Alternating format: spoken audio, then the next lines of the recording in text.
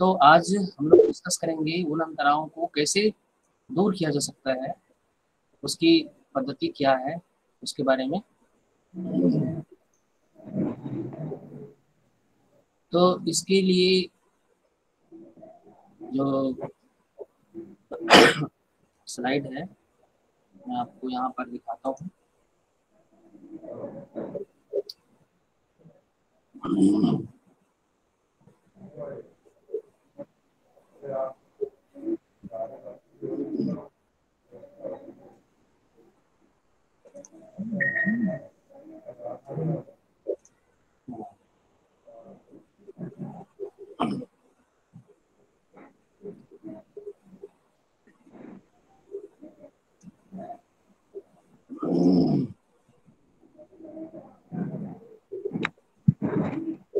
ये देखो, ये दिखाई दे रहा है यस आपको? सर, पीपीटी शेयर हो रही है।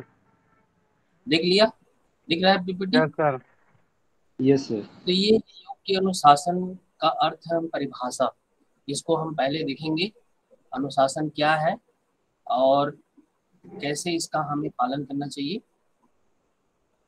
तो बताइए कि बिना अनुशासन के जीवन कैसे रहेगा? बहुत ही अस्त व्यस्त हो जाएगा, है ना। देखिए, अनुशासन का मतलब क्या होता है। अनुशासन दो शब्दों से मिलकर बना है। कौन कौन से शब्द हैं? पहला शब्द है यहाँ पर अनु और शासन। अनु उपसर्ग, इसमें शासन शब्द जो शासन से जुड़ा हुआ है, और अनुशासन शब्द निर्मित हुआ है। ठीक है। तो इस शासन में अनु शब्द के जुड़ जाने से इसका अर्थ बदल जाता है। अनुशासन दो शब्दों से बना है। शासन का मतलब होता है कि बलात्, जबरदस्ती, फोर्सफुली किसी नियमों को पालन करवाना, है ना। और अनु शब्द लग जाने से उसका मतलब बदल जाता है। उसका मतलब हो जाता है कि स्वाभाविक, नेचुरल तरीके से जब हम किसी नियमों को पालन करते हैं, अपने इच्छा अनुसार पालन करते हैं, तो वो बन जाता है अनुशासन बन जाता है। अनुशासन में ये नहीं थोपा जाता कि सीधी खड़ा हो जाओ और वहां पर आ, ये काम मत करो, इसको करो, ऐसा कुछ नहीं कहना पड़ता। तो उसको हम एकदम अपने आप उसको पालन करने लगते हैं। जैसे आहार विहार के सिद्धांत हैं। अगर हमें इनडाइजेशन की स्थिति बनती है तो हम क्या कहते हैं? अरे ये भोजन रहने दो और एक गिलास पानी दे दो, उसमें थोड़ा सा नींबू डाल करके। ये क्या है, हम अपने आप उसका पालन करते हैं। किसी नियम के अधीन रहना या नियमों के शासन में रहना, ये क्या कहलाता है? ये शासन है, और नेचुरल तरीके से करना यही अनुशासन की आवश्यकता है। तो ये हो गया अनुशासन के थोड़ा सा कॉन्सेप्ट है। अब देखिए यहाँ पर इसकी मीनिंग डेफिनेशन को थोड़ा देख लेते हैं। इसका मतलब क्या होता है? अंग्रेजी में डिसिप्लिन शब्द का अर्थ होता है कि सीखना या आज्ञा पालन करना। तो हम योग के ऐसे अनुशासन का पालन करेंगे अभी, जिसको सीख कर और प्रैक्टिस करके अपने योग को प्राप्त करना है ना। इसका अर्थ होता है नियमों की सीमाओं में काम करना। अगर नियम ना हो, जैसे कि नदी है, अब नदी अपने तट को तोड़ दे तो जल तो कहीं कहीं बह जाएगी। इसलिए उसको मर्यादा में, उनको सीमाओं में रहना पड़ेगा, तभी हम जल के प्रवाह को आगे की तरफ बढ़ा पाएंगे और अपने गंतव्य स्थानों में ले जा पाएंगे। इसी कारण कुछ शिक्षाविद यह मानते हैं कि नियमों का पालन ही अनुशासन है। इस नियमों का पालन जिस दिन नहीं किया, समझ जाओ कि उस दिन हम उच्छृंखल हो जाएंगे, बिखर जाएंगे। और शिष्य का इन नियमों का पालन करना तो आवश्यक ही है। गुरुजनों की आदेशों का श्रद्धापूर्वक पालन, तो ये सब क्या कहलाता है? ये सब अनुशासन कहलाता है। तो हमारे गुरुजन कौन है? योग के सिद्धांत, ये गुरु हैं। इन गुरु के वचनों को अगर पालन करेंगे, नियमों का पालन करेंगे, तो योग को प्राप्त हो जाएंगे। तो ये यहाँ पर योग के अनुशासन हम पढ़ रहे हैं।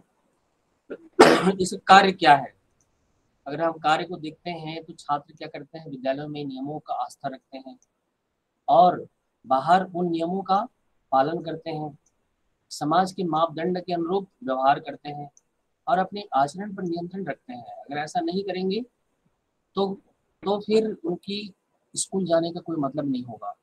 तो वहाँ पर नियमों को सीखते हैं और उसको व्यवहारिक जीवन में पालन करते हैं।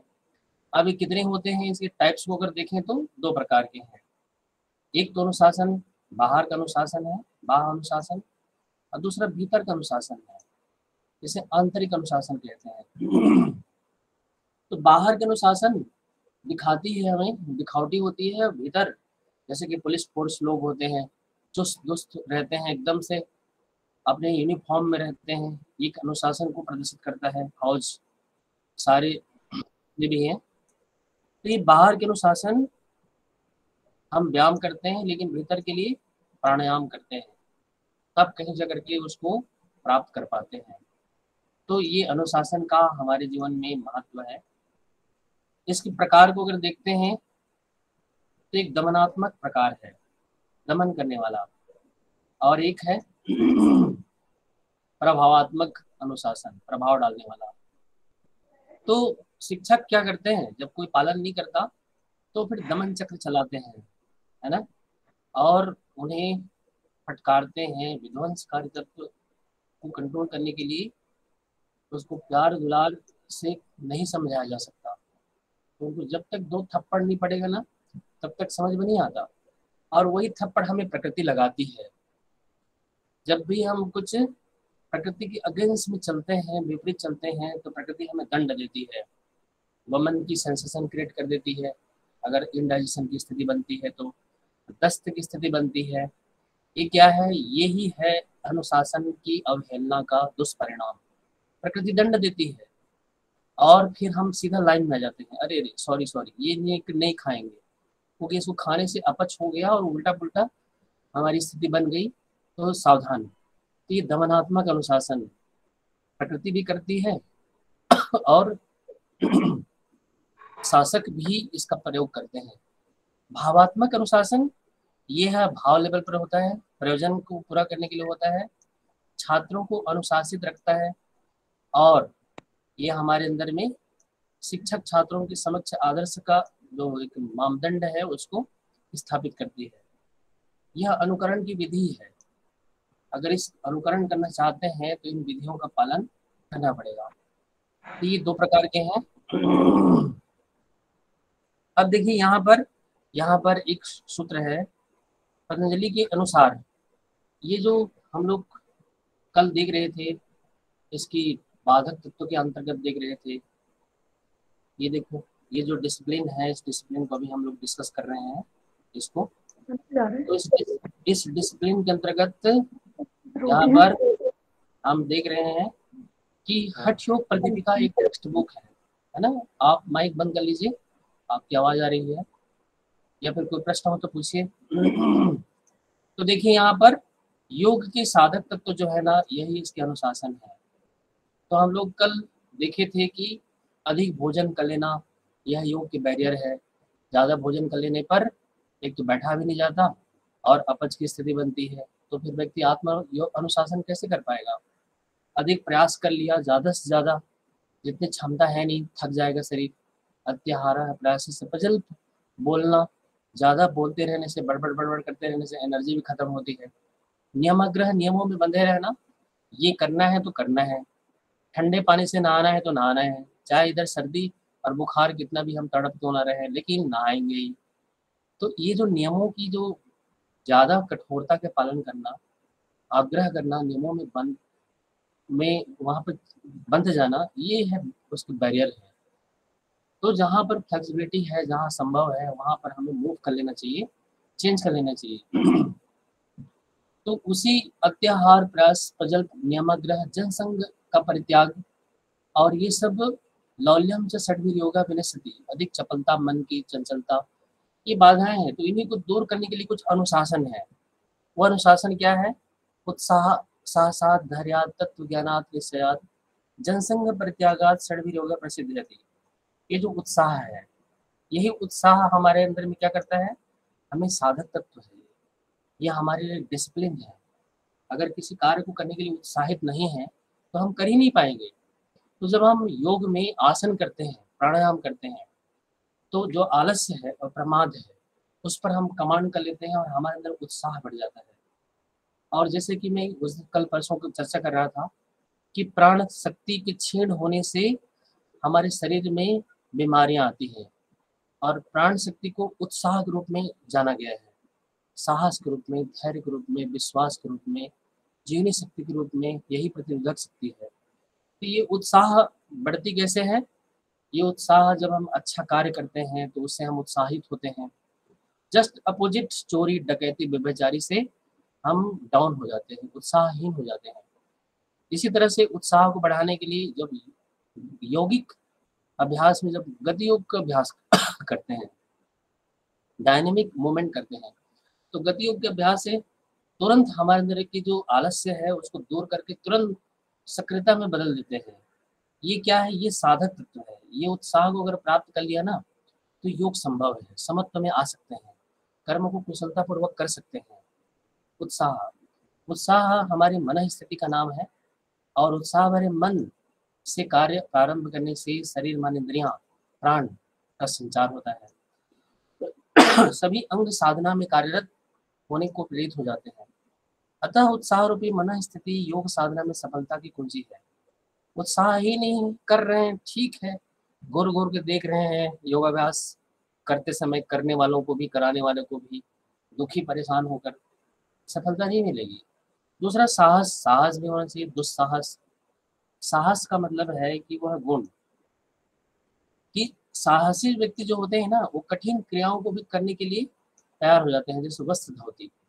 इसको जब करने की बात आती है ना तो लोग नाक भाव सिकोड़ने लगते हैं, अरे कपड़े को कैसे पेट में निकलेंगे भाई, और कहीं फंस गया तो, और ये कपड़े को कैसे खाया जाएगा। मतलब वहां पर हम ऐसे ही डिमोटिवेट शुरू होना शुरू हो जाते हैं।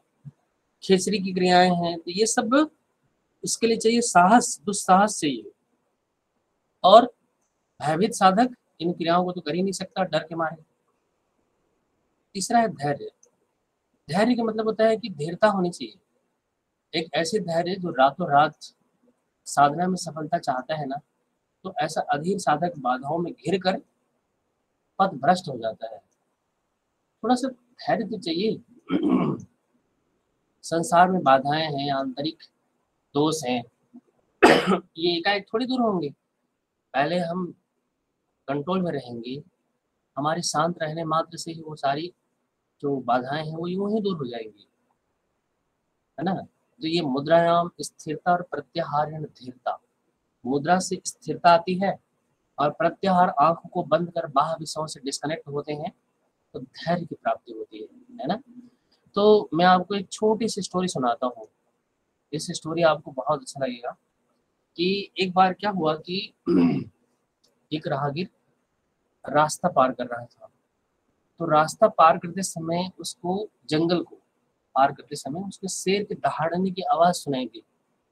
तो उसने सोचा कि शेर आसपास में है, अगर आगे बढ़ूं तो ये खतरा से खाली नहीं है। उसने एक ऊंचे से पेड़ पे चढ़ने की कोशिश किया। जब चढ़ रहा था उसी समय शेर ने देख लिया, अच्छा ये है, यहाँ पर है शिकार मेरा। और वो आके वहां पर गुर्राने लगा, और वो जैसा तैसा करके पेड़ पे चढ़ तो गया, लेकिन पसीना से लथपथ था। अब शेर ने अपनी छलांग लगाया जितना संभव था, लेकिन लगा नहीं पाया, तो वहीं पर वो भी बैठ गया। 1 घंटा, 2 घंटा, 3 घंटा शेर बैठा रहा, और ऊपर उस इंसान की पूरा हालत पतली थी। लग रहा था कि कब ये भागे शेर और मैं उतर के चुपचाप निकल लूं, लेकिन शेर तो वहीं पर अपने कुंडली मार के बैठ गया। तो थोड़ी देर के बाद में उस इंसान ने सोचा, बैठा हुआ ऊपर का इंसान, उसने सोचा कि मुझे किसी अच्छे टहनी में बैठ जाना चाहिए, वरना कहीं नींद आए और मैं टपक जाऊं और इसका बिना मतलब के नाश्ता बन जाऊंगा। तो उसने ऊपर की तरफ जाने लगा पेड़ की टहनी में। तो उसने क्या देखा कि ऊपर में एक काला सांप भी बैठा हुआ है। अब उसको तो देख के उसका भय और उसका धैर्य टूटने लगा, जैसे पसीना से लथपथ होने लगा। आदमी करे तो क्या करे, एक तरफ नीचे शेर बैठा हुआ है, ऊपर काला सांप बैठा हुआ है। ऐसी स्थिति में हम साधारण लोग क्या करते हैं, अपने धैर्य को खो बैठते हैं। और वहां पर कुछ कुछ उल्टा पुल्टा हरकत कर बैठते हैं। या तो फिर छलांग लगा देंगे, सांप भी बैठा हुआ है, बताओ क्या करें, शेर के ऊपर में गिरेंगे। या वहां पर हम आधा तो भय की वजह से वहीं कमजोर पड़ जाते हैं। ऐसी स्थिति में योग विज्ञान कहता है कि आप धैर्य को बनाए रखो। परिस्थितियां बनी हैं, बिगड़ी नहीं है। अगर सांप आपकी तरफ आता है तो आप दूसरे टहनी बजाने की तैयारी में रहना। ना तो शेर आपको खा रहा है और ना सांप आपको काटने के लिए आगे बढ़ रहा है। तो फिर सोच सोच के क्यों परेशान हो रहे हो। तो हमारे जीवन में भी कई बार ऐसी परिस्थितियां बनती हैं कि एक तरफ मौत, दूसरी तरफ खाई, अब जाएं तो कहाँ जाएं।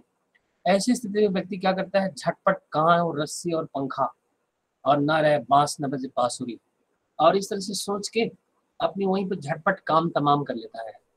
बस परिस्थितियां बनी हैं, अभी बिगड़ी नहीं है। बनने और बिगड़ने में बहुत अंतर है। कई बार किसी को कुछ आरोप लग गया चोरी डकैती का, तो व्यक्ति रातों रात अपने काम तमाम कर देता है, मेरी इज्जत मेरे सम्मान क्या होगा। तो योग विज्ञान के अकॉर्डिंग धैर्य बनाए रखो। वहां पर अगर हम सही हैं तो हम कुशलतापूर्वक निकल जाएंगे। यही स्थिति योग के अभ्यास के लिए हमें चाहिए धैर्य। साधक अपनी साधना में तत्पर रहे, सफलताएं मिलेंगी, थोड़ा देर में ही सही, और अंधेर नहीं है। तो ये धैर्य जो है ना बहुत इंपॉर्टेंट है। कि ये क्या है, डिसिप्लिन है। इस डिसिप्लिन को हम पालन ही नहीं करेंगे तो क्या योग कर पाएंगे। बंदर की तरह उछल रहे हैं, थोड़ा सा अभ्यास किया और उसके सफलता की अपेक्षा कर रहे हैं। अब तीसरा जो है, चौथा है तत्व ज्ञान। तत्व ज्ञान का मतलब है कि वास्तविकता का ज्ञान, उचित ज्ञान। ये उचित ज्ञान जब तक नहीं होगा ना, तब तक तब तक उसके बारे में पता नहीं चलता, समय नष्ट होगा और बाधाएं भी आएंगी। तो तत्व का ज्ञान, रियल ज्ञान, जड़ चेतन का ज्ञान, इनका होने पर साधक को अपनी साधना में तत्पर बने रहता है। और दृढ़ निश्चय, दृढ़ता, ये जो दृढ़ निश्चय है ना, ये हमें हिलाता नहीं है। कैसे भी विपरीत परिस्थिति क्यों ना आ जाए, भले ही हम थोड़ी देर के लिए प्रभावित हो जाएंगे लेकिन छोड़ेंगे नहीं। निश्चय में ढील हुई तो मार्ग बाधित हो जाएगा। योग साधना के मार्ग में प्रवृत्त होने से पहले दृढ़ निश्चय होना जरूरी है कि मुझे सुबह उठना है और योगाभ्यास करना है और अपने जीवन को बदलना है, अपने अंदर की कमजोरियों को मुझे दूर करना है। ये अगर निश्चय नहीं हुआ है तो हम अंधेरे में तीर चला रहे हैं, गोता मार रहे हैं, कोई मतलब नहीं। छठा है जनसंघ परित्याग। सामाजिक धार्मिक स्तर पर जो बाधाएं आती है ना, वो अधिक जनसंपर्क की वजह से आती है। लोग बाग से घिरे हुए हैं, शिष्यों से घिरे हुए हैं और गुरु बने हुए हैं, तो शिष्य ही हमारे हाथ पैर खींच ले जाएंगे। इस उद्देश्य के लिए यहाँ पर अपने गुरुतर कार्य को कर रहे होते हैं लोग, वहां से भटक जाते हैं, मान सम्मान के चक्कर में पड़ जाते हैं और पतन हो जाता है। अधिक जनसंपर्क शारीरिक और मानसिक ऊर्जा का ह्रास करती है। ठीक है, इसलिए ये क्या है, ये डिसिप्लिन है। छठ प्रतिपिका में अन्यत्र भी कहा गया है कि यहाँ पर सिद्धि की इच्छा रखने वाले साधक को नितांत गुप्त रखनी चाहिए। ये नहीं कि जरा सा कुछ परिवर्तन हुआ और वो उसको बताने फिर रहे हैं कि आज स्पाइनल कॉर्ड में एक ऐसी सुन सुन सुन सुन सी हुई और ऐसे आंख में बिजली की तरह चमक चमकी, और वहाँ एक्सप्लेन कर रहे हैं। इसकी जरूरत ही नहीं है। जो भी परिवर्तन होगा वो पता चल ही जाएगा। कमल की तरह खिलेंगे तो वो प्रकाशित हो ही जाएंगे। तो ये क्या है, ये अब इसी को योग सूत्र में भी कहा गया है, अनुशासन को। क्या अनुशासन, चित्त अस्थिर है हमारी, चित्त को स्थिर करना है तो क्या करना पड़ेगा, इसके जो साधक तत्व है, डिसिप्लिन है, उसको पालन करना पड़ेगा। इसलिए कहते हैं चित्त की प्रसाधन, जैसे ब्यूटी पार्लर, थोड़ी बहुत चेहरे में कुरूपता आ जाती है तो ब्यूटी पार्लर जा करके लिपा पोती करके उसको ठीक कर लेते हैं। पार्टी सार्टी में जा रहे हैं तो वहाँ पर सौंदर्य प्रसाधन कर लिया। इसी तरह से हमारी चित्त भी अगर कहीं अस्थिर मलिन है, राग है, द्वेष है, ईर्ष्या है, तो उस चित्त को भी निर्मल किया जा सकता है, ब्यूटी पार्लर किया जा सकता है, सौंदर्य प्रसाधन। तो क्या करें? उसके लिए 4 प्रकार की भावनाएं हैं। इन 4 प्रकार की भावनाओं में कमांड करना पड़ेगा, तो चित्त में निर्मलता आ जाएगी और चित्त शांत रहेगा। और चित्त में अगर स्थिरता आ गई ना, तो ये जो चित्त है ये चेतना से संबंधित है, और हमारे अंदर में ना वो ज्ञान, वो विज्ञान सब प्रकट हो जाएंगे। अगर चित्त को स्पर्श कर लिया, चित्त को निर्मल परिष्कार कर लिया, तो समझ जाइए कि सब कुछ प्रकाशित हो सकता है जीवन। तो 4 भावनाएं क्या है? ये मैत्री, करुणा, मुदिता, उपेक्षाणाम, सुख दुख, पुण्य पुण्य विषणाम, भावना चित्त प्रसादनम। तो लिखते हैं कि सुसंपन्न पुरुष, मित्रता की भावना। मित्रता अक्सर क्या होता है कि हम सुखी व्यक्ति को देखते हैं तो जल भून के खाक हो जाते हैं। बिगड़ता किसी और का नहीं, हमारा ही बिगड़ता है। तो ये कह रहे हैं कि सुखी के प्रति मित्रता की भाव करना चाहिए, मैत्री किसके प्रति? सुखी के प्रति। और दुखी जनों के प्रति दया की भाव करनी चाहिए, दया। अगर हम दुखी हैं तो अपेक्षा करते हैं कोई हमें माफ कर दे, दया दिखाए। करुणा इसी को कहते हैं, है ना? पुण्यात्मा के प्रति प्रसन्नता के भाव, मुदिता। ये जो प्रसन्नता है, जो पुण्य लोग आदमी है, पुण्य लोग, पुण्य पर्सन है, जैसे स्वामी विवेकानंद है, महर्षि अरविंद है, रमन है। आज इन्हीं की जीवन सूत्रों को अपनाकर आज हम सुखी समुन्नत जीवन जी रहे हैं। अगर ये नहीं होते तो हम कहाँ भटक रहे होते? चाहे वो बिजनेस मैनेजमेंट की स्किल हो, चाहे वह चित्त की वृत्ति के निरोध के उपाय हो, इन्हीं को तो अपनाकर आज हम सुखी समुन्नत जीवन है जी रहे हैं। तो उन ऋषियों के प्रति कृतज्ञता प्रकट करना। कई बार हम कहते हैं कि हाँ हाँ, कौन सा ऐसे कद्दू में तीर मार दिया इसने, हम कृतज्ञ हो जाते हैं। तो जब हम उनके प्रति प्रसन्नता का भाव करते हैं ना, तो मन निर्मल होता है कि काश, ये लगता है कि हमारे जीवन में, हमारे संसार में, दुनिया में कई ऐसे महापुरुष हैं जो निस्वार्थ भाव से लोगों की सेवा कर रहे हैं। तो मन में प्रसन्नता होती है, एक आस्था जगती है। और उपेक्षा के भाव, उपेक्षा के भाव किसके प्रति करना चाहिए? जो उदासीनता है, किसके प्रति? जो जो जो पाप कर्म करने वाले हैं, जो दुष्ट हैं, जो मानते ही नहीं है। तो नहीं मान रहे हैं तो उनको इग्नोर करो, छोड़ो, उसके हालात पे छोड़ दो, जाओ तुम्हें जो करना है सो करो, हमें कोई दिक्कत नहीं। एग्जाम्पल के लिए, जैसे कि घर में अक्सर शराबी निकल ही जाते हैं घर में, और पी के पूरी तरह से रुपए पैसे भी नष्ट करते हैं, लोगों को मारते पीटते भी हैं, गाली गलौज करते हैं। तो उनके प्रति उदासीन भाव रखना है, उपेक्षा भाव। उपेक्षा का मतलब है ना राग रखना है, ना द्वेष रखना है। राग का मतलब उसको कह रहे हो कि आज तुमने फिर पी के आया, प्लीज छोड़ दो इसको, ऐसा मत करो, ये गलत है, वैसा है, वैसा है। ऐसा गिड़गिड़ाने की कोई जरूरत नहीं, राग रखने की कोई जरूरत नहीं। द्वेष, द्वेष में तुम पी के आए आज, हम तुम्हें बात नहीं करेंगे, तुम्हें खाना नहीं देंगे, तुम गेट के बाहर चले जाओ। ऐसे करेंगे तो उसके मनोबल और बढ़ जाएगा। तटस्थ, खाना खाना है, यस, तो लो खा लो, नहीं खाना है मुझे, हाँ, मत खाओ, छोड़ दो उसको, वैसे ही। तो अपने आप लाइन में आ जाएगा। लाइन में वो क्या आएगा? हम ही आएंगे लाइन में। हमारा मन अशांत नहीं रहेगा, ना हम द्वेष रख रहे हैं, ना राग रख रहे हैं, हमारी मन प्रसन्न है। भाई तुम्हारा शरीर तुम्हें नष्ट करना है तो करो, उड़ाना है, पैसा उड़ाना है तो उड़ाओ, क्या जा रहा है हमारा? इतनी सी हम सहज हो जाते हैं ना, तो हमारी चित्त में जो मलिनता है, जो राग कर रहे हैं, द्वेष कर रहे हैं, वो राग द्वेष से मुक्त हो जाएंगे और निर्मल चित्त हो जाएगा हमारा। तो बताइए, पतंजलि कितनी बढ़िया उपाय बता रहे हैं। अब इसके बाद यहाँ पर कह रहे हैं कि ये और उपाय है। वो क्या उपाय है? वृत्तियों को निरोध करने के लिए। यही वृत्तियां ही तो दुख देती हैं, जो प्रमाण, विपर्य, विकल्प, निद्रा, स्मृति है, जो क्लिष्ट अक्लिष्ट 2 रूपों में है। प्रत्यक्ष से भी भाव एक्टिवेट होती है, और अगर दुख दे रही है उससे, तो वह क्लिष्ट वृत्ति है। और उससे अगर सुख की अनुभूति हो रही है, तब तो फिर अक्लिष्ट है। तो उन वृत्तियों को, उन नेगेटिव इमोशंस को कंट्रोल करने के लिए कहते हैं कि अभ्यास वैराग्य भ्रम निरोधा। अभ्यास वैराग्य करना चाहिए।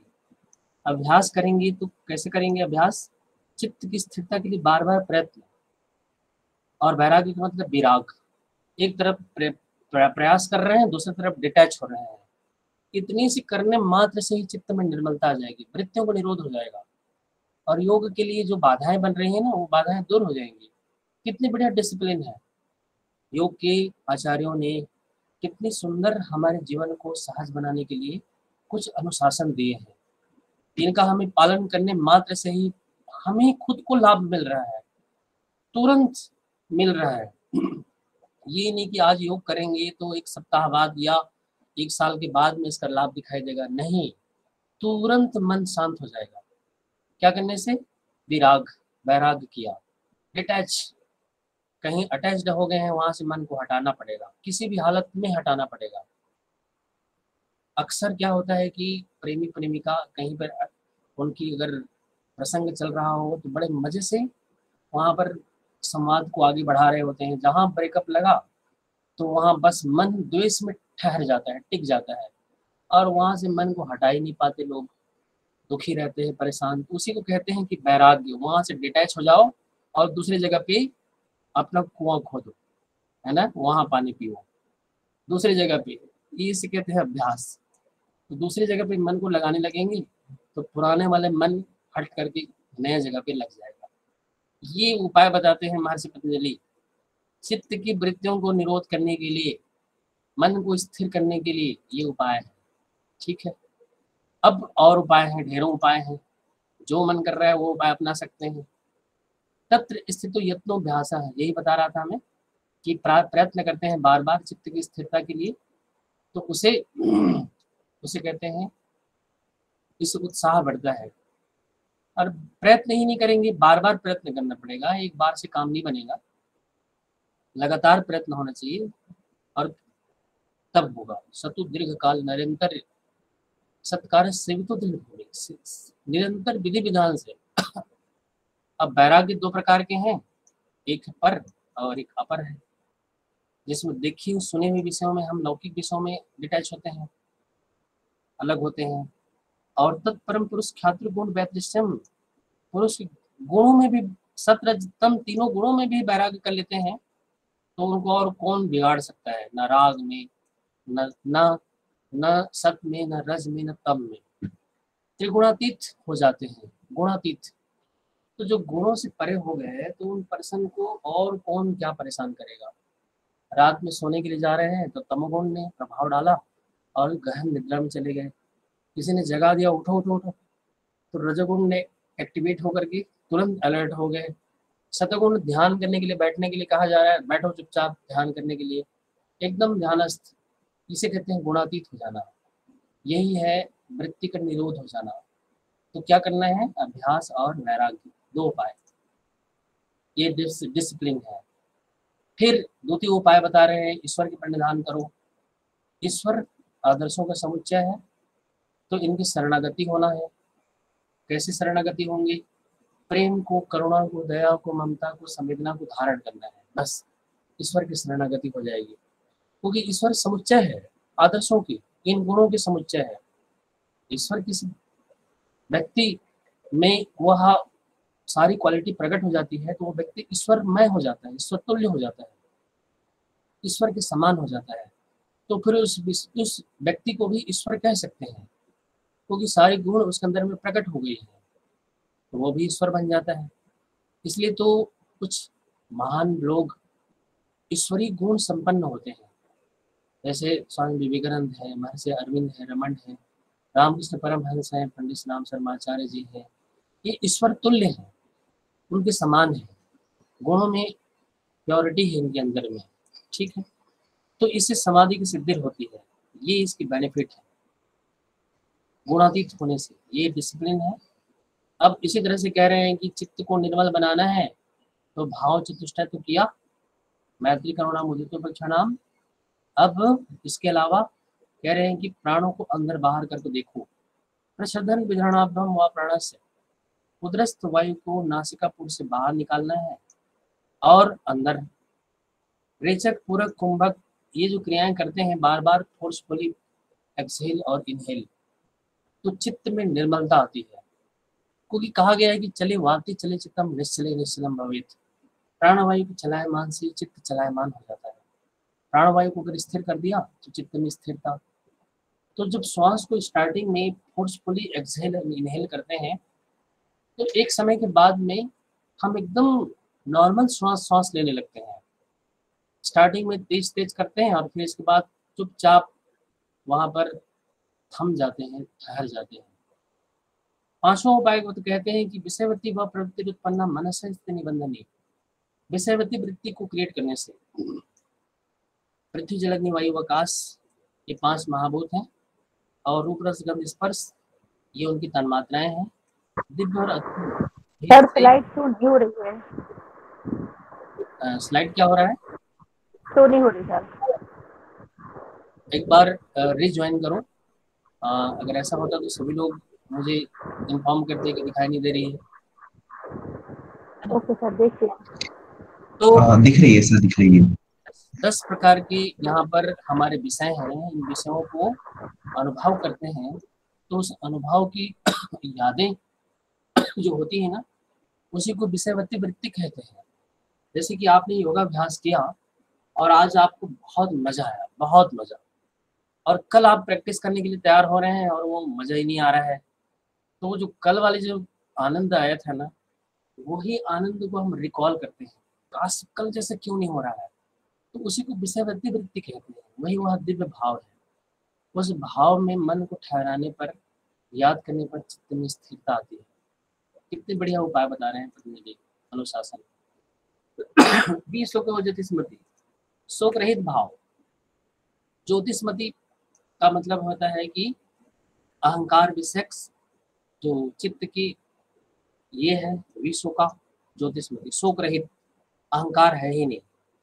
हृदय कमल में संयम करने पर जो चित्त का साक्षात्कार होता है वह चित्त विषय ज्योतिस्मृति प्रवृत्ति कहलाती है। मतलब शोक रहित अवस्था, शोक है ही नहीं, ऐसे भाव में मन में स्थिरता आती है। फिर नेक्स्ट कहते हैं पतंजलि वितराग विषयों चित्तम। वितराग, वितराग का मतलब जो राग द्वेष से परे है। जैसे दत्तात्रेय, व्यास, सुखदेव, सनकादि ये वितराग योगी है। स्वामी विवेकानंद भी हैं। तो ऐसे उनकी विरक्त तस्वीर को देखने मात्र से ही स्थिरता आ जाती है। इसलिए तो उन तस्वीरों की ध्यान करते हैं। उनकी वह स्वरूप एक दिव्य स्वरूप है, वह शोक रहित राग रहित अवस्था की स्वरूप है। तो ऐसे पर्सन को भी देखने मात्र से ही स्थिरता आ जाती है। जो राग द्वेष से परे हैं, जो तनाव मुक्त हैं, प्रसन्न हैं, तो उन प्रसन्न व्यक्ति को देखने से ही स्थिरता आ जाती है कि इतना प्रसन्न क्यों है ना, इस टाइप से। जैसे आपने सुना होगा, आपने देखा है पूरा सबको, आपने मोदी जी को देखिएगा, आप योगी के लक्षण नजर आते हैं। वो जब बोलते हैं, जब वो करते हैं, कितने धैर्य, कितने स्थिरता, कोई घबराहट नहीं, सहज रूप से प्रवाह में चलते रहते हैं। तो ये जो ऐसे पर्सन को देखने मात्र से ही तुरंत संतुलन सहजता आ जाती है। 8वां है स्वप्न निद्रा ज्ञानालंबनम हुआ। स्वप्न और निद्रा के ज्ञान यह भी हमारे मन को स्थिरता प्रदान करती है। स्वप्न में निद्रा के दौरान जो स्वप्न देखते हैं तो उसमें दिव्य स्वप्न होते हैं, वो भी हमें ये स्थिरता आती है। निद्रा सुख में ध्यान लगाने से शीघ्र स्थिरता आ जाती है। 9वां यथाभिमत ध्यानात्मा, जो भी मत है, जहां मन कर रहा है वहीं पे मन को लगाओ। नदी, नाला, पर्वत, पहाड़, पुष्प, कहीं पर भी मन तो लगे, जहां कहीं भी। ये क्या है, स्टार्टिंग फेज में साधक को चाहिए कि कहीं भी मन लगे, मन को लगाना चाहिए बस। जरूरी नहीं है कि उनके इष्ट आराध्य परमात्मा में मन को लगा रहे हैं, लग नहीं रहा है तो छोड़ो, आप नदी के किनारे बैठ जाओ और वहां पर प्रकृति को निहारने से मन सहज लगता है, तो वही सही उपाय है। ये योग की डिसिप्लिन है। ओके, और 9वां है यथाभिमत। यही बातें हैं जो इसकी व्याख्या यहाँ पर है। यहाँ पर अनभिमत चित्त कठिनता से स्थिर होता है, इसलिए शिव शक्ति विष्णु गणेश रुद्र, जो मन कर रहा है, जहाँ मन को लगा है, निराकार परमेश्वर साकार रूप कहीं पर भी हो, इन 9 उपायों का स्पष्ट उल्लेख महर्षि पतंजलि ने चित्त प्रसादन के अंतर्गत कहा है। जो 9 विक्षेप हैं उनको दूर करने के लिए ये 9 उपाय भी हैं। ठीक है, अब ये हो गया आपके योग की डिसिप्लिन। और जैसे कुछ दिन हम चर्चा की थी बाधक तत्व की, हम लोग डिस्कस कर चुके हैं। तो अब आते हैं हम दूसरे स्लाइड में कि इसकी योग के स्थान के बारे में। स्थान, समय, आहार विहार, इनकी अब बारी आती है। ठीक है, तो बताइए कैसा लग रहा है ये विषय, आपको पसंद आया कि नहीं? Yes sir. Yes sir. बहुत सुंदर। तो इन योग के सिद्धांतों को अगर हम अपने जीवन में पालन करते हैं ना, तो अब देखो क्या है कि हम अपने मन से करेंगे तो नहीं कर पाएंगे। थोड़ा माइक बंद कर लीजिए आप। हाँ, तो हमें चाहिए कि शास्त्र क्या कहते हैं, ऋषि मुनि क्या कहते हैं, उसके लिए जो सिद्धांत क्या बना है, उस सिद्धांत के अनुसार चलेंगे तभी तो लाभ मिलेगा। अपने मन से चलेंगे तो हो सकता है कि हम आधे अधूरे ज्ञान हो, भटक जाएंगे। लेकिन ये कह रहे हैं कि मैत्री करुणा मुदितोपेक्षाणाम शुद्ध पुण्य पुण्य विषयाणाम भावना चित्त प्रसादनम।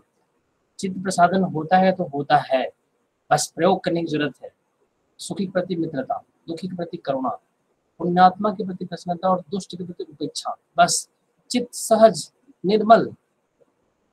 सुखी को देखकर जल भून के खाक हो रहे हैं पूरी तरह से, दुखी को देख के घृणा कर रहे हैं ये लोग, सुबह सुबह फिर आ गए कटोरा लेके। और पुण्यात्मा जो लोग हैं उनके प्रति कृतज्ञ हो रहे हैं, अरे कौन सा कद्दू में तीर मार दिया। और जो जो दुष्ट है उनकी हम द्वेष भाव कर रहे हैं, दोबारा तुमने ऐसी हरकत करी तो फिर अब माइंड में ढो रहे हैं इस प्रकार की। तो चित्त तो मलिन है ना, अस्थिर है, कैसे इसको ठीक कर पाएंगे, संभव ही नहीं है। तो अब हम डिस्कस करते हैं कि इसके लिए अब स्थान, कैसे स्थान में बैठें जहाँ इस प्रकार की चीज़ों की हमें लाभ मिले, सफलता मिले और मज़ा आए उन सबको करने में, है ना। तो वो स्थान क्या है जिसकी प्रैक्टिस से वो चीज़ें हमें प्राप्त होती हैं। तो यहाँ मैं आपको हठ योग की इसके स्थान के बारे में आपको ले जाता हूँ कि योग में ऐसे क्या उपाय बताए गए हैं।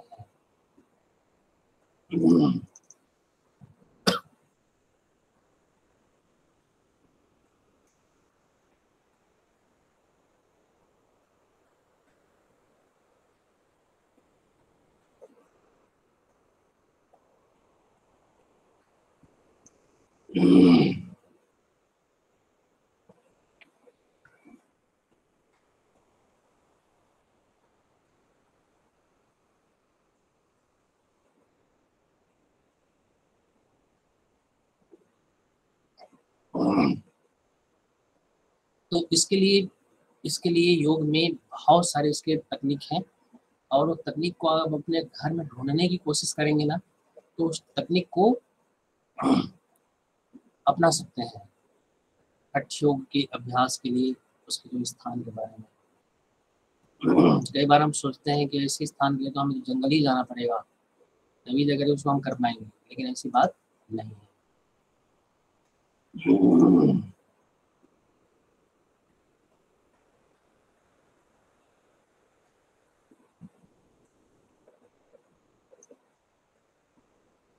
ये देखिए, ये योग की एक बुक है, इस बुक से आप परिचित होंगे, गूगल में सर्च करेंगे तो बुक भी निकल के आ जाएगा। ये डिस्टेंस एजुकेशन की किताब है, उत्तराखंड ओपन यूनिवर्सिटी की, है ना। इसमें यहाँ पे लिखते हैं कि हठाभ्यास, इसके लिए उचित समय, ऋतुकाल, आहार विहार, ये सब कैसा होना चाहिए, इसके बारे में यहाँ पर चर्चा की गई है। तो देखिए यहाँ पर लिख रहे हैं कि स्थान कैसा होना चाहिए, योग मठ कैसा होना चाहिए। ये देखिए योग मठ के बारे में कह रहे हैं।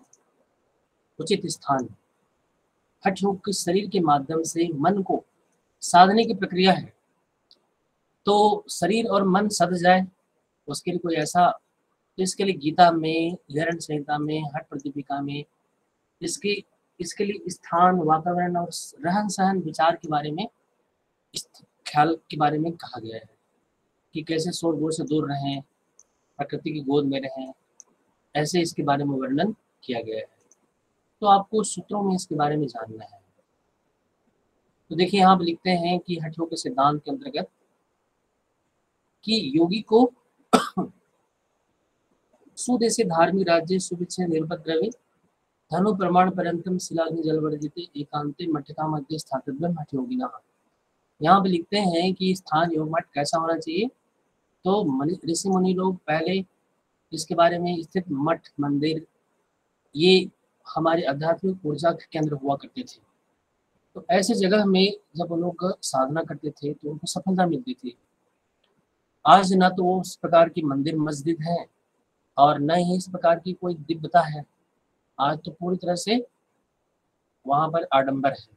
बस हिमालय की पर्वत श्रृंखलाओं में, सुदूर गुफाओं में वो पर्याप्त वो ऊर्जा संचित वातावरण वहाँ पर प्रकृति की वातावरण है जहाँ मन सहज रूप से स्थिर हो जाता है। तो उसी की चर्चा क्या हम अपने घर में कर सकते हैं क्या, बिना हिमालय में जाए बिना। तो लिखते हैं कि वह स्थान कैसा होना चाहिए, धार्मिक स्थान हो, दूर देश, जंगल, राजधानी, कोलाहल की वातावरण नहीं होना चाहिए। क्यों? क्योंकि अविश्वासम दूर देश से, विश्वास रहित होता है दूर देश। अरण्य रक्षी वर्जितम, जंगल रक्षा से रहित है। लोकारण्य प्रकाशस, शहर प्रकाश से युक्त है। तस्मात् त्रीणि विवर्जयेत्, तीनों को वर्जित किया गया है। तो कहाँ से करना चाहिए? सुराज्य धार्मिक देश सुभिक्षा निरुपद्रवे। ये देखिए कह रहे हैं कि कहाँ करें भाई, अगर वहाँ वर्जित किया जा रहा है तो कोई तो स्थान बता दीजिए जहाँ उसको कर सकें। तो उसके लिए बता रहे हैं कह रहे हैं कि हरण संहिता में सुंदर धार्मिक स्थल की बात कही गई है। भोजन के लिए अधिक परिश्रम करने की जरूरत ना पड़े, भोजन सहजता से मिल जाए। सुराज्य धार्मिक देश सुभिक्षा निरुपद्रवे धनु प्रमाण पर्यंतम शिलाग्नि जलवर्जिते एकांते मठिका मध्य स्थातव्यम हठ योगिना। ये हठ प्रदीपिका में लिखा है 1/12। इस सूत्र रेफरेंस नंबर को नोट कर लीजिए और इसके ओरिजिनल किताब में जाकर के पढ़िए कि कैसे स्थान होना चाहिए।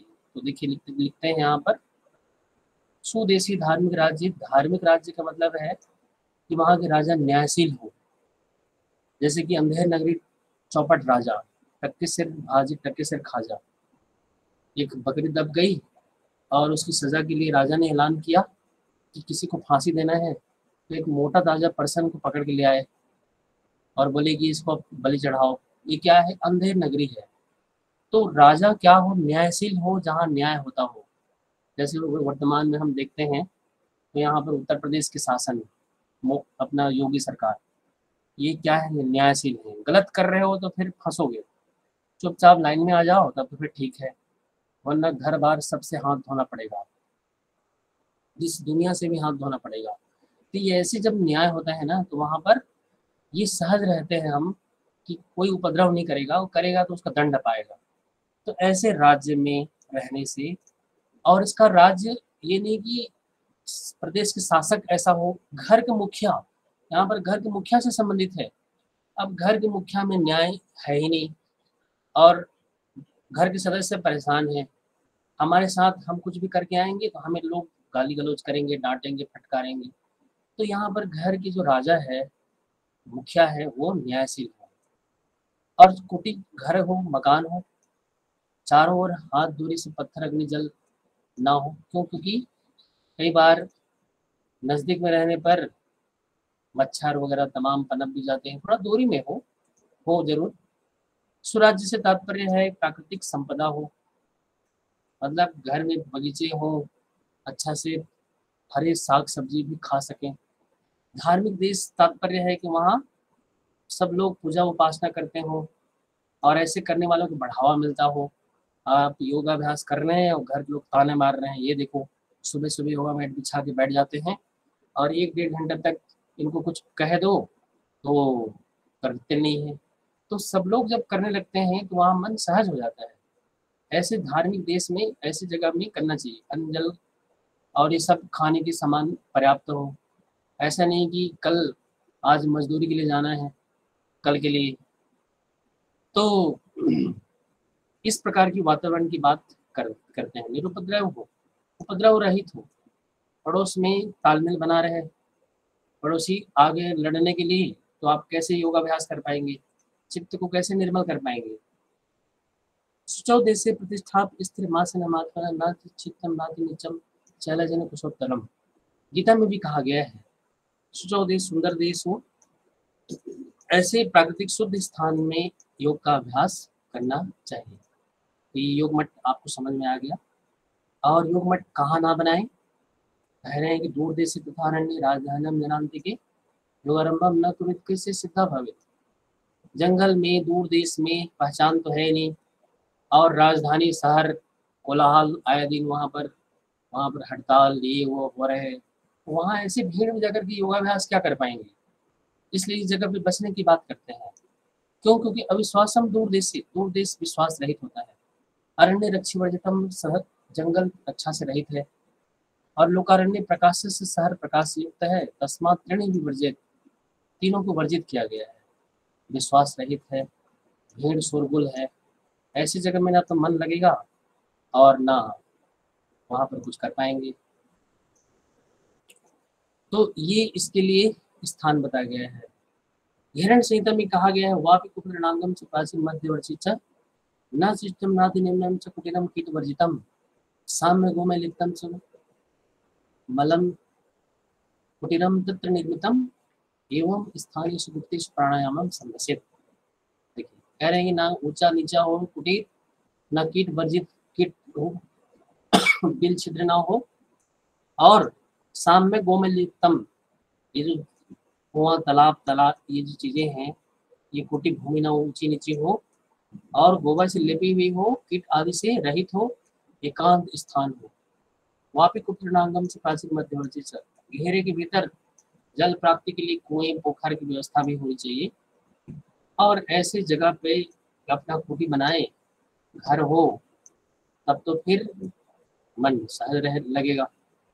ठीक है, तो ये हिरण्य संहिता में इसका वर्णन किया गया है 5/6, 5वां अध्याय के 6ठा सूत्र में।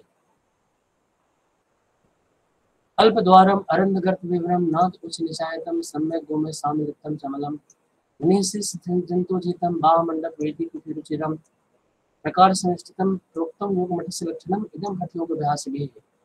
यहाँ पे लिखते हैं कि वह योग मठ का दरवाजा ना अधिक छोटा हो ना बड़ा हो, छिद्र बिल सुरंग कीड़े मकोड़े भी ना हो, ऐसी जगह पर करना चाहिए। बाह्य वेदिक मंडप, कुआं वगैरह, आवागमन, ये सब चीजें। तात्पर्य यह है कि जो भी स्थान चुना जाए वो विघ्न रहित होना चाहिए, बस शर्त यही है। और सारी शक्ति योग साधना में लगे, ये नहीं कि उस सांप को भगाने में लगे हुए हैं और वहां पर कुछ और चीज कीट पतंग निकलने की संभावनाएं हैं और आपकी स्थिरता को भंग कर रहे हैं, बार बार मच्छर वगैरह काट रहे हो, तो फिर कैसे स्थिर हो पाएंगे। और स्थिरम सुखम नहीं आएगी तो प्राण स्थिर नहीं होंगे, तो फिर चित्त में स्थिरता कैसे आएगी। इसलिए योगाभ्यास के लिए ये सबका होना जरूरी है। तो ये हो गया योग के स्थान। ठीक है, योग मठ तो कैसा होना चाहिए योग मठ? सुदेशी धार्मिक राज्य, शुभेच्छे निरुपद्रवे, धनु प्रमाण पर्यंतम शिला अग्नि जल वर्जिते एकांते मठिका मध्य स्थातव्यम हठ योगिना। सुंदर देश, धन धान्य सुख, राज्य की राजधानी, मतलब घर हमारा ऐसा हो जो घर के मुखिया न्यायशील हो, खाने पीने की भी कोई दिक्कत ना हो, और बढ़िया प्राचीर दीवार से घिरा हुआ हो, कमरा हो, खिड़की खुली हुई हो और बढ़िया से हवा का आवागमन हो, और ऐसी जगह में योगा मैट बिछा के करें। ये नहीं कि उबड़ खाबड़ हो, ऐसा भी नहीं कि एकदम रुई वाला गद्दा पे बैठे हैं और वो गद्दा पानी में भीग करके आधा ऊंचा और नीचा हो गया हो, ऐसी जगह पे नहीं, प्लेन हो। थोड़ा पृष्ठ संचलन करें तो बढ़िया से वहाँ पर पीठ की मसाज हो सके, थोड़ा सख्त भी हो, कंबल हो अच्छा से, ऐसे इन्वायरमेंट की बात कही गई है। ठीक है, और ये मत समझिएगा कि हमें जंगल में जाना है और घर बार छोड़ना है और तब कहीं जाकर के योग को प्राप्त कर पाएंगे। तो इसको कहाँ पढ़ रहे हैं भाई, इस प्रकार की ऐसी ऐसी चीज़ें कहाँ कर पाएंगे। तो ऐसे सोचने की जरूरत नहीं है, यह व्यवहारिक है। अब आते हैं इसकी ऋतुकाल। इस ऋतु को भी देख लीजिए, क्या लिख रहे हैं इसमें, ऋतु में कैसा कब होना चाहिए। तो लिखते हैं कि ऋतुकाल में बसंत शरद पूर्वकम योगारंभम समाचरित, ये तदा योगी भवे सिद्धो रोगानुमुक्तो भवे ध्रुवम। बसंत शरद ऋतु में अभ्यास प्रारंभ करना चाहिए। इन ऋतु में अभ्यास करने से सिद्धि मिलती है और रोगों से मुक्ति मिलती है। जो फर्स्ट टाइम योगाभ्यास करने जा रहे हैं, आसन प्राणायाम, तो जाहिर है ठंड के समय हो, हल्की हल्की ठंडी लग रही हो, उस समय करेंगे तो जो गर्मी आती है ना, मजा आ जाता है उससे। और इस समय मई जून में शुरुआत करेंगे, गर्मी में ऐसी चिपचिपाहट, ऐसी व्याकुलता मची हुई है, 2 राउंड सूर्य नमस्कार करते ही पसीने से लथपथ और वहीं छोड़ देंगे। पंखा चालू करेंगे तो भी दिक्कत। तो क्यों ना इसकी स्टार्टिंग ऐसे समय में किया जाए, या तो फिर आप एकदम अर्ली मॉर्निंग सुबह शुरू करो 5 बजे, ताकि धूप निकलने के पहले पहले हो जाए। और ऐसे ही कहा गया है, ये जो बसंत शरद ऋतु के वातावरण की बात कही गई है ना, ये जो सुबह के समय है अपने आप में बसंत शरद ऋतु है। उस समय चाहे वो जून जुलाई हो, मई हो, चाहे वो बरसात का समय हो, उस समय विशेष में अगर करेंगे तो पूरे वर्ष भर बसंत ऋतु है। लेकिन इस ऋतु काल का महत्व है, जो फर्स्ट टाइम स्टार्ट करते हैं ना उनके लिए वो जरूरी है, और जो कर चुके हैं उनको तो कंटिन्यू रखना है, चाहे गर्मी के समय हो चाहे बरसात के समय हो। थोड़ी बहुत बीमार भी पड़ गए हैं तो भी थोड़ा सा रेस्ट कर करके अभ्यास करें, ना अधिक ठंडी ना अधिक गर्मी हो, है ना। वातावरण मेंटेन कर लें। कुछ लोग एसी चला लेते हैं, लो भाई वातावरण जैसा चाहिए वैसे ही वातावरण, तो नेचुरल होने चाहिए, प्रकृति की सानिध्य में होनी चाहिए। अब अनुचित समय, हेमंते शिशिरे ग्रीष्मे वर्षायाम च ऋतौ योगारंभम न कुरुत कृते रोगदा भवेत्। अब हेमंत शिशिर, इसमें अगर कोई शुरुआत कर रहे हैं और उसमें जो गर्मी बढ़ेगी और गर्मी हीट पैदा करेगी तो थोड़े फुंसी भी निकलेंगे, लेना देना भी पड़ जाएगा, बुखार की भी स्थिति बन सकती है। तो लोग फिर कान पकड़ के छोड़ देते हैं कि योग हमें सूट नहीं करता। अरे टाइम में ही नहीं करेंगे तो कहाँ से सूट करेगा। तो ये आहार, अब आप देखते हैं योग के लिए आहार विहार कैसा होना चाहिए। आहार विहार भी इम्पोर्टेंट है। अब आपने उसके डिसिप्लिन को भी जान लिया, स्थान को भी समझ लिया, तो क्या खाएं पिएं ये भी तो पता होना चाहिए। कुछ भी खाएंगे पिएंगे तो भी गड़बड़ है। इसके लिए कहते हैं कि शरीर पर गहरा प्रभाव पड़ता है इसका, आहार का। योगी परंपरा में आहार विहार का अत्यधिक महत्व है, थोड़ा नहीं बहुत। और ऐसा व्यक्ति जो अच्छा स्वास्थ्य मन चाहता है, उसे दोनों तथ्यों का ख्याल रखना चाहिए, आहार का और विहार का। भोजन कर रहे हैं तो उसको पचाना भी जरूरी है, मेहनत भी जरूरी है। योग साधक एवं सामान्य व्यक्ति दोनों के लिए उचित आहार, पौष्टिक सुपाच्य सात्विक हो, आवश्यक होती है। चय पचय भी सुदृढ़ एवं नियमित हो, आहार विहार संतुलित हो।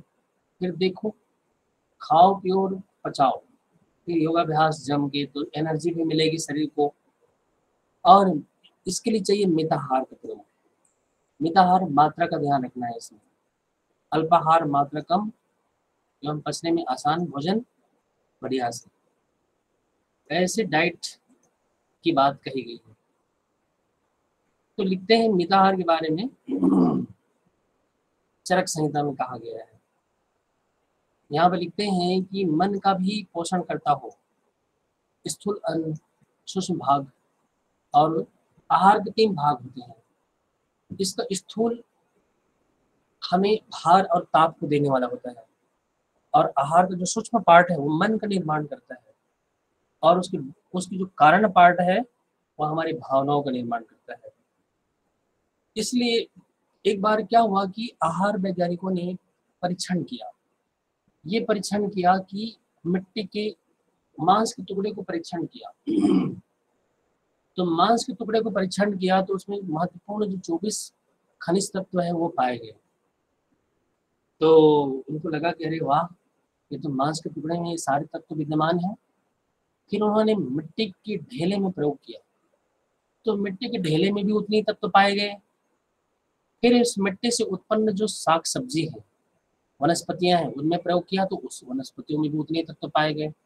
तो उन्होंने ये निष्कर्ष निकाला कि शरीर के तत्वों की कमी की पूर्ति के लिए अगर कोई व्यक्ति नॉनवेज लेता है, मांसाहार करता है, तो भी उन तत्वों को पूरा तो कर तो लेता है, लेकिन उसका साइड इफेक्ट भी पड़ता है। क्योंकि जिस प्रकार से जीव की हत्या हुई होती है, उसकी करुण चित्कार उसकी वातावरण में होती है, मांस में होती है, तो वह हमारे मन को, भावनाओं को विकृत कर देती है। तो उससे तत्वों की रिक्वायरमेंट तो पूरी हो जाएगी, लेकिन हमारे जो कारण है, सूक्ष्म है, वो तो प्रभावित हो जाएंगे। इसलिए उन्होंने कहा कि मिट्टी से में के टच में आने मात्र से ही हम अपनी समस्या को दूर कर सकते हैं। टहलने का क्रम, एकदम मिट्टी में हम टहलें, आधा घंटा, 15 मिनट, 10 मिनट, इतने में ही हमारे शरीर में जो भी तत्वों की कमी है उनको पूरा कर लेंगे। अगर इसमें नहीं कर पा रहे हैं तो हम उस ऋतु काल के अनुसार से उस मौसम में जो भी वनस्पतियों उगी हुई है उनका हम ग्रहण करें। ये नहीं कि जो सेव का सीजन है नहीं, हम 200 रुपये किलो में सेव खरीद के लेके जा रहे हैं और कह रहे हैं कि देखो हम कितने बड़े आदमी हैं, बड़प्पन का प्रदर्शन कर रहे हैं।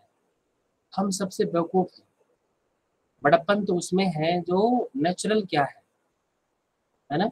तो उस समय अगर जो भी पौधे में फल लगे हैं उसको हम डायरेक्ट तोड़ के खा सकें, वही उस टाइम विशेष की औषधि है।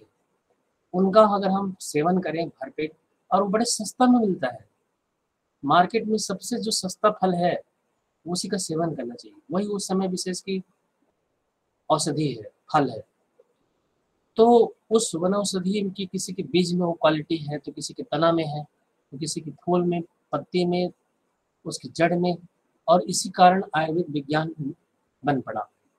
और उन तत्वों की कमी के अनुसार से आयुर्वेदाचार्यों ने उसके लिए औषधियाँ बनानी शुरू की।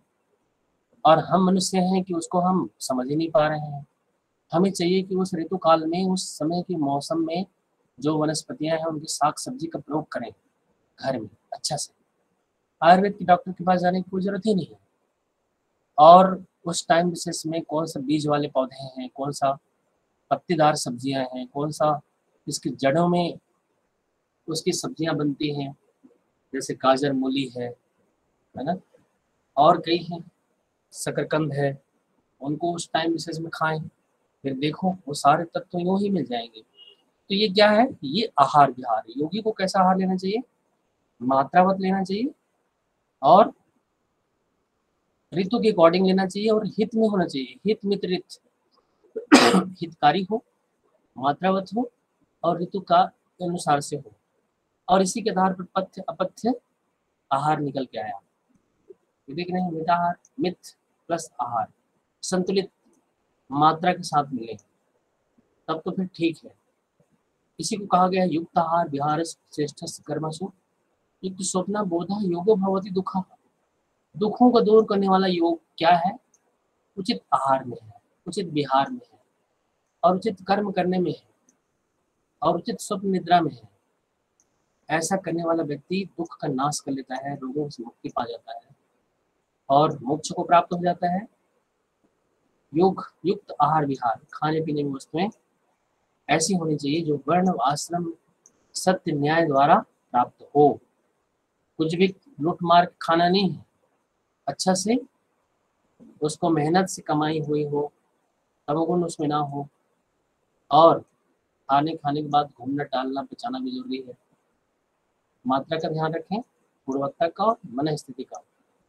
इच्छा भाव में आहार का 3 भागों में वर्णित किया गया है।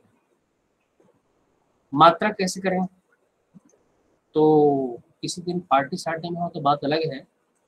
सुस्निग्ध मधुर आहारस्य चतुर्थांश विवर्जितः। यहाँ आप लिखते हैं कि शुद्ध सुमधुर स्निग्ध संतोषप्रद पेट भरना चाहिए, आधा खाली रखना चाहिए। 25% जल, 25% वायु और 50% भोजन होना चाहिए।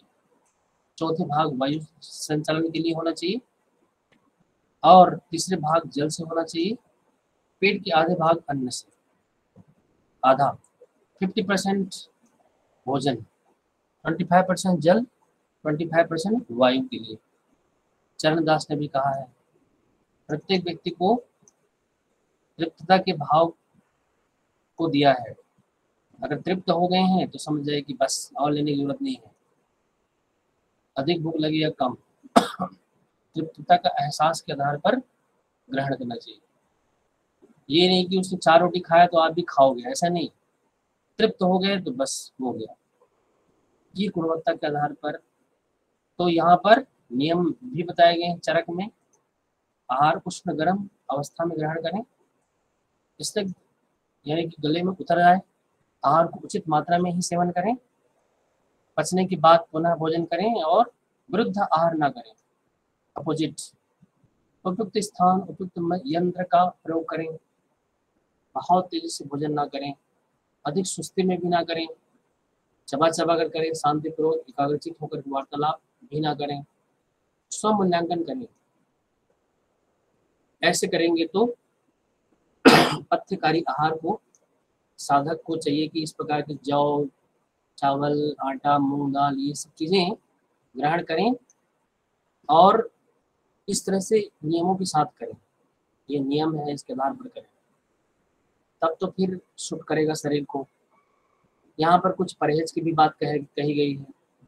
परवल, कटहल, ओल, कलोल, करेला, सबका टाइमिंग है। अब वो टाइम के विपरीत ग्रहण करेंगे तो सब गड़बड़ करेगा। सभी चीजें प्रकृति में इम्पोर्टेंट है, लेकिन वो अपनी प्रकृति को ध्यान में रखते हुए करना चाहिए। अब आपको थोड़ा सा एक स्लाइड के थ्रू आपको बताता हूँ कि इसमें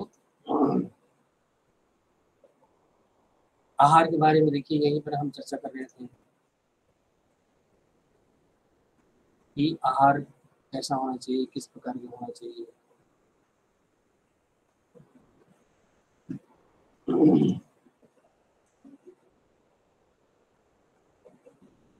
आवाज आ रही है? Yes sir. यहाँ पे इतना डल कैसे हो गया?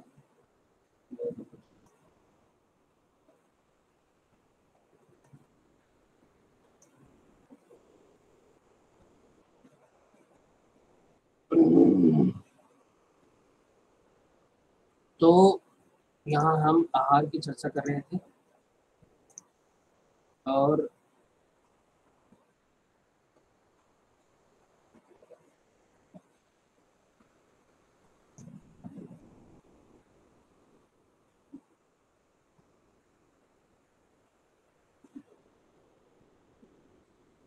यही है आहार के अनुशासन, डिसिप्लिन।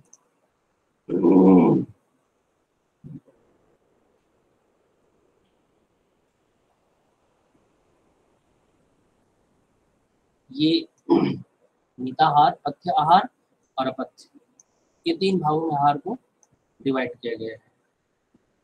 और आहार ये सात्विक, राजसिक, तामसिक 3 प्रकार की डाइट है। गीता में कहा गया है सात्विक, राजसिक, तामसिक। अभी हम डिस्कस करते हैं सात्विक राजसिक को डिटेल में।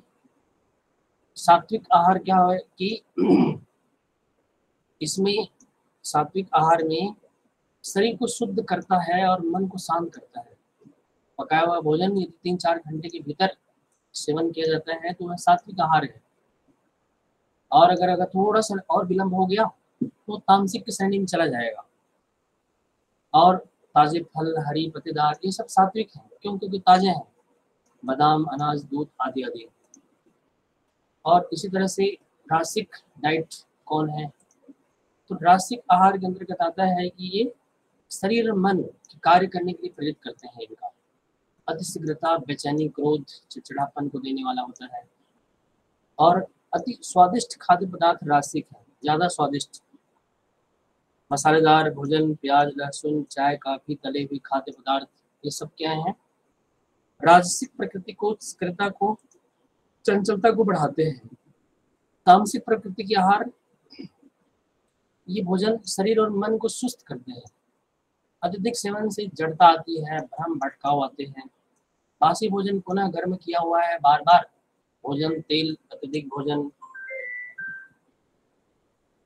ग्लास ले रहा हूँ अभी, वो ग्लास ले रहा हूँ। तो युक्त भोजन इस तरह से, और जो मांसाहार आहार, बासी भोजन, वसा इत्यादि, अधिक सेवन, तेल युक्त, ये सब चीजें तामसिक प्रकृति की आहार है।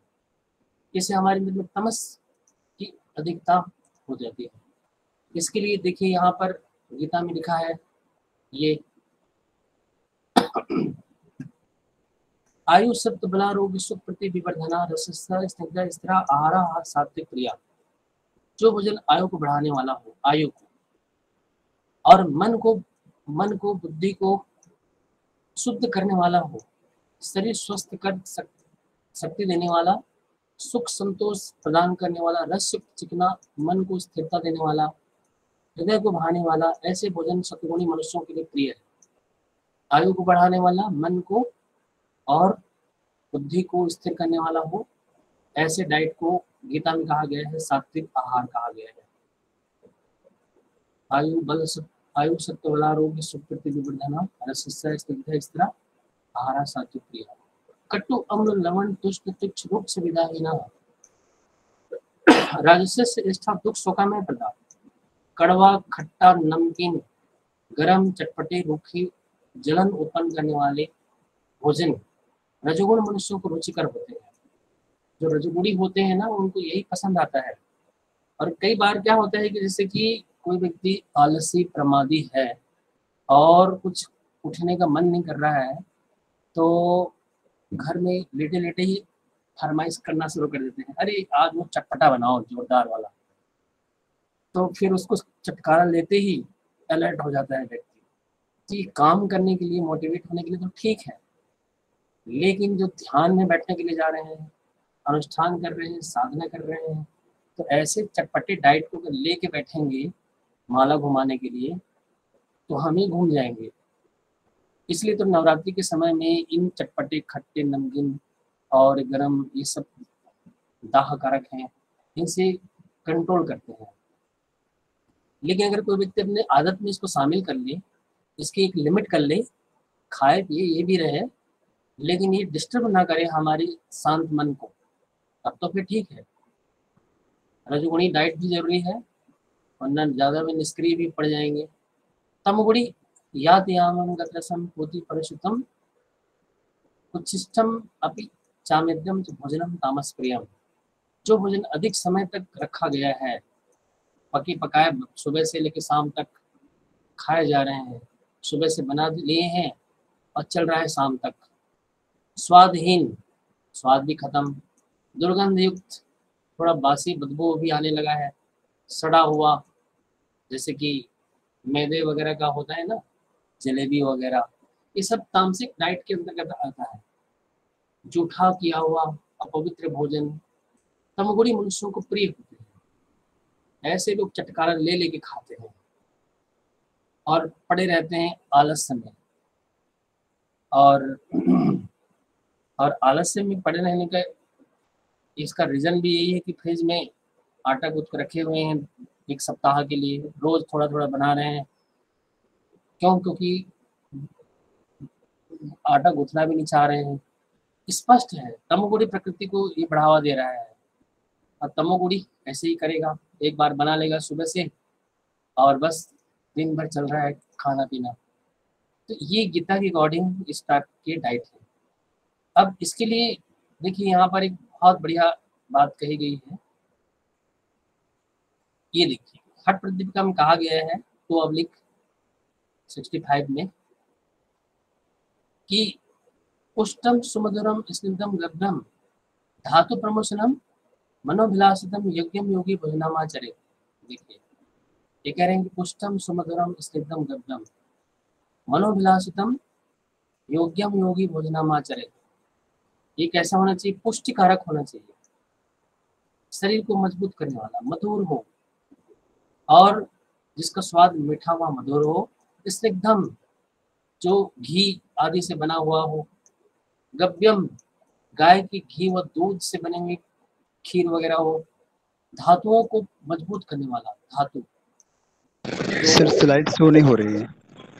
अच्छा मतलब सर जो आप बोल रहे हो हो वो वाली रही है सर। दूसरी हो रही है। दूसरी हो रही है क्या? हाँ यस सर, होने लगी सर, होने लगी। अच्छा हो रही है, ठीक। तो इस टाइप की जो हम डाइट लेते हैं तो ये क्या होगा?